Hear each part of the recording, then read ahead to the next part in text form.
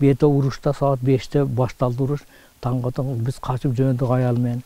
Dağı bir kelin kızlar menen kaçıp Tacik'in çegerası ötkende men basalbay kaldım. 10 putum menen 10 kolum jakşı iştebey.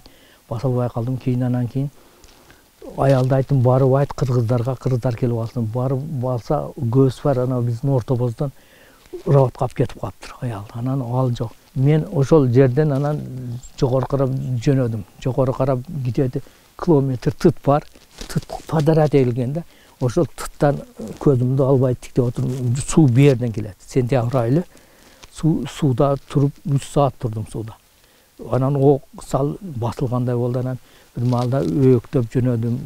Ayak menen birdeke bunday örmölöp jönödüm. Anan gidedi kilometr baskandan keyin anan toktop şeetten turdum. Anan turdum, hiç kim kelbedi. Anan Зайнидин Ташболотов Баткен районунун Көктерек айылында туулуп өскөн. Ал чек-арада болуп өткөн акыркы окуяда айылдан качып баратып тажик аскерлеринин колуна түшкөн. Ага Тажикстандын Шуркап айылында көмүр шахтасында чогуу иштеген тажик кесиптеши жардам берген. Ошондо отуруп кескирди, кесчанан жатып алдым. Шүдүгөрдө эле, шүдүгөр. Кадимки трактор жаап таштаган шүдүгөрдө жаттым.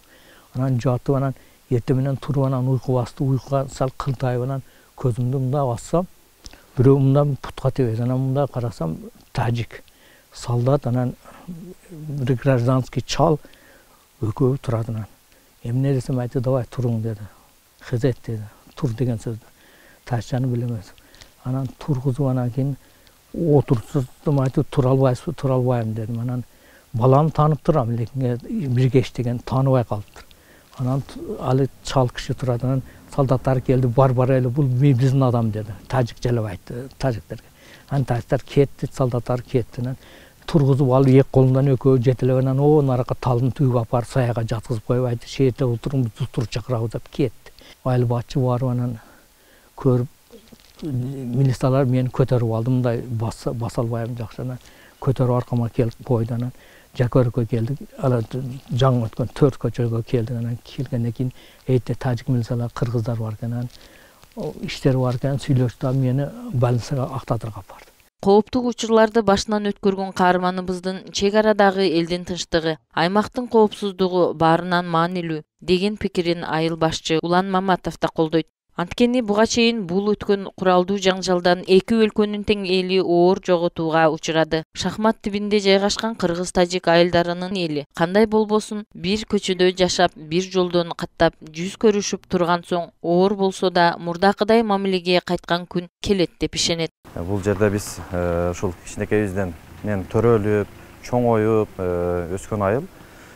Бул жерлерде ошол биз балалыгыбызга кайрыла турган болсок, мен ушул жерден мисалы үчүн 1 километр жерге барып, ошол мектебибизге окуп келчүбүз. Ал кезде аябай тынч болчу, эч ким менен эч ким жумушу жок болчу.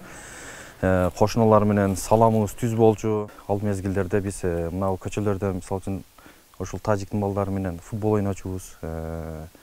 Футбол ойноп, мисалы үчүн ошол оюндун ичинде дагы чыр-чатак чыгып, экөө урушуп, мушташ берсе, ошол жерде эле калчу да, ал маселечи, ошол жерде калчу. Азыр болсо ошондой эле бир кичинекей маселе, бир чоң, бир масштабтуу нерсеге айланып баратканы өтө өкүнүчтүү.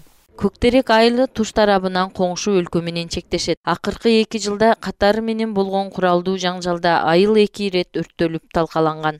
Албетте бул согуш деген жаман нерсе. Согуш менен эч качан эч ким жеңе албайт.